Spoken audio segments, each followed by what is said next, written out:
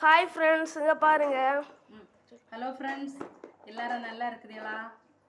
நாங்கள் நல்லா இருக்கோம் பாருங்க. நாங்கள் என்ன வேலை செஞ்சுட்ருக்கோன்னா, அண்டி பருப்பு இருக்குது பார்த்தீங்களா? அந்த வீட்டில் வேலையை தந்துருக்காங்க. அதில் அண்டி பருப்பில் வெள்ளை தெரியுதுன்னு ஒரு பார்ட் உண்டு. அந்த வேலை தான் நாங்கள் இப்போ கிரேடிங்கில் இருக்க ஒரு வேலை நாங்கள் செஞ்சுட்ருக்கோம்.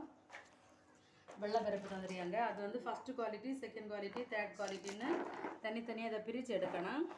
இந்த பாருங்கள் ஃப்ரெண்ட்ஸ், இந்த பருப்பில் இது மாதிரி கிடைக்க பருப்பு 240ன்னு ஒரு சைஸு. அதை வந்து நாங்கள் தனியாக பறக்கி போடணும். அதுக்கு பிறகு